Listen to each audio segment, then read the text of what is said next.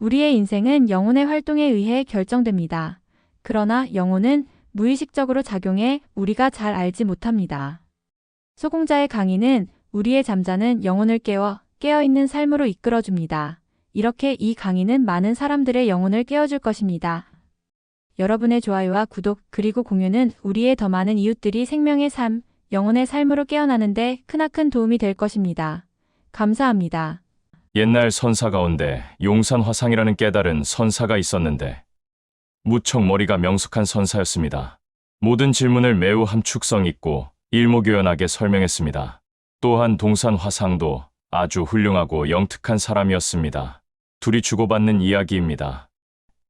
동산이 아직 깨달음을 얻기 전 용산 화상을 찾아가서 물었다. 어떤 것이 손 가운데 주인입니까? 여러 해를 문 밖에 나서지 않는 것이다. 어떤 것이 주인 가운데 손입니까? 푸른 하늘에 구름이 덮였느니라. 동산이 다시 묻기를 그렇다면 손과 주인의 거리는 얼마입니까? 끝없는 바다의 파도이니라. 손과 주인이 만나면 무슨 말을 합니까? 맑은 바람이 보름달에 살랑거린다. 대사님께서는 어떤 도리를 보셨기에 이 산에 사십니까? 나는 두 마리 진흙소가 싸우면서 바다로 들어가는 것을 보았는데 아직까지 아무런 소식이 없다. 어떤 것이 손 가운데 주인입니까? 어떤 것이 형상 가운데 본질이며 중생 가운데 붓다입니까? 삼라만상이 이렇게 펼쳐지고 있는데 그것을 펼쳐내고 있는 가장 으뜸되는 주인은 무엇입니까? 만유의 창조주, 만물의 조물주는 누구입니까? 여러 해를 문 밖에 나서지 않는 것이다. 욕망의 세계에 휩쓸려 나가지 않는 것이다. 즉 이 말은 두문불출하고 산 속에 틀어박혀 있으라는 말이 아닙니다. 잘못 이해하기 쉽습니다.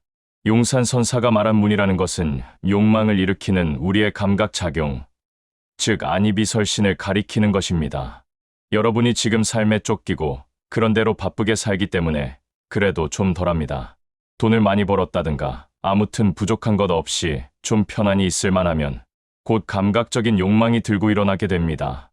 가만히 방에 앉아있지 못하고 뭐 좀 좋은 음악이라도 없을까 하고 FM 방송의 다이얼을 이리저리 돌려봅니다.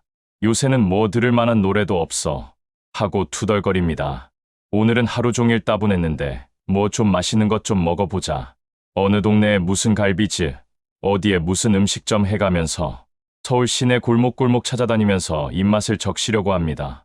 또 눈을 통해서 무엇인가 충족시키려고 재미있는 영화를 찾아다닌다든가 아니면 하루 세끼 밥 먹고만 사는 것이 미적지근해서 어디 가서 사냥이나 좀 즐겨볼까 한다든가 아무튼 사람들이 좀 먹고 살만하게 되면 반드시 감각을 시원하게 적시는 어떤 것을 요구하게 됩니다. 이렇게 찾아오는 감각 세계의 욕구가 바로 손님입니다. 그와 같은 손님들이 주인을 끌고 나가 술에 취하게 하고 카르마를 일으키고 있습니다. 그래서 용산 화상은 말했습니다. 손이 와서 유혹해도 문 밖에 나서지 않는 것이다. 즉 그런 감각의 세계에 이끌려 가지 않고 자기의 내부, 진화 아트만의 세계, 진리의 세계에 머물러 있는 것을 말했던 것입니다. 그렇다면 어떤 것이 주인 가운데 손입니까? 즉 주인이 주인으로서 머물러 있을 때 손은 어떻게 해서 일어나는 것입니까? 삼라만상의 세계는 어떻게 깨달음과 함께 나타나는 것입니까? 푸른 하늘에 구름이 덮였느니라. 하늘은 항상 푸른 것이다. 다만 거기서 구름이 뭉쳐 일어나고 또 사라지고 모든 세계는 구름과 같은 것이다. 푸른 하늘, 그것은 형상 지을 수도 없고 잡을 수도 어떻게 말로 할 수도 없는 것. 거기는 텅 비어 있고 다만 비어 있기에 푸른 것. 거기 푸른 하늘에 구름이 덮여 있습니다. 그래서 사람들은 구름을 보고 하늘이라 알고 있습니다. 구름 뒤에 있는 늘 푸른 하늘을 생각하지 못하고 있습니다. 그러나 구름이 존재할 수 있는 것은 하늘이라는 그릇이 있기 때문이다. 지구가 태양을 돌아 사계절을 만드는 것도 허공이라는 바탕이 있기 때문입니다. 다만 항상 있음으로 해서 잊혀졌을 뿐입니다. 흘러가는 모든 것은 구름입니다. 허공 중에 떠도는 구름입니다. 여러분이 생각하는 내 팔자, 내 운명, 내 세계, 내 가치관, 이것은 바로 구름입니다. 흘러가고 흘러오는 것입니다. 그것은 마치 손님과 같습니다. 어제 저녁에 왔다가 오늘 아침이면 떠나는 손님과 같습니다. 동산이 다시 물었습니다. 그렇다면 손과 주인의 거리는 얼마입니까? 손님과 주인의 세계 사이의 경계는 얼마나 광대한 것입니까? 얼마나 멀고 멀기에 우리는 주인의 세계에 들어가지 못하는 것입니까? 그러자 용사는 참으로 멋진 대답을 해주고 있습니다. 끝없는 바다에 출렁이는 파도이니라. 그와 같으니라. 거기에 경계는 없느니라. 손님이 곧 주인이며 주인이 곧 손님이니라. 색즉 시공이요 공즉 시색이니라. 영상이 곧 필름이며 필름이 있기에 영상이 있느니라. 물의 세계가 주인이라면 파도의 세계가 곧 손님입니다. 바닷물이 작용을 일으키면 곧 파도가 일어나는 것입니다. 파도에 휩쓸리다 다시 물의 세계로 뛰어들면 그곳이 바로 바다입니다. 여러분이 알고 있는 자기 자신, 그것은 파도의 세계입니다. 그것은 자신이 아닙니다. 여러분의 주인은 바로 물입니다. 그러면서 물은 물로서 가만히 있는 법이 없습니다. 항상 파도치고 있는 것입니다.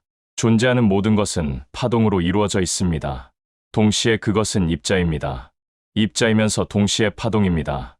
현대 과학은 이미 그것을 과학적으로 증명하고 있습니다. 손과 주인이 만나면 무슨 말을 합니까?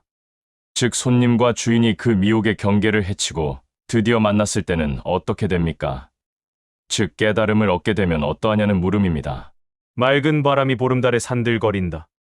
허공은 아무것도 없는 것 같지만 청정한 날에 바람이 살랑살랑 불어 보름달의 환한 빛을 가리지 않으면서도 달빛의 아름다움을 더해 주듯이 여러분도 주인과 손님이 만나면 여러분의 모든 작용은 조화로서 나타나고 숨어있던 잠재 능력도 저절로 나타나고 가려졌던 아름다움도 드러납니다. 세상 안에 있으면서도 세상에 물들지 않으며 고난 속에 있으면서도 고난에 시달리지 않습니다. 그렇다면 대사님께서는 어떤 도리를 보셨기에 이 산에 사십니까? 나는 2마리 진흙소가 싸우면서 바다로 들어가는 것을 보았는데 아직까지 아무런 소식이 없다. 여러분은 항상 2가지 생각에 흔들리고 있습니다. 할 것인가, 말 것인가, 죽을 것인가, 살 것인가, 결혼을 할 것인가, 말 것인가. 모든 생각은 2갈래입니다. 생각은 언제나 상대적이며 상대적인 것 사이의 갈등 속에 존재합니다. 그와 같이 2 진흙소가 싸우면서 즉 이래야 할까, 저래야 할까 하는 2 세계가 싸우면서 바다로 들어가는 것이다. 갈등을 일으키는 파도의 세계가 바다의 세계, 즉 본체의 세계로 들어가는 것을 보았는데 아직까지 아무런 소식이 없다. 싸움은 끝나고 나는 영혼을 얻었다. 그래도 그 2가지가 싸움에 있을 때 어느 것이 옳다 하면서 이리 치우치고 저리 치우치면서 싸움의 세계에 휘말리지 말고 싸우는 그 2 세계를 동시에 몰아서 하나의 세계, 바다의 세계로 몰고 들어가야 하느니라.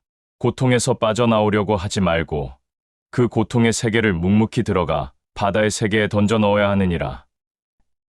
다음 영상에서 계속됩니다.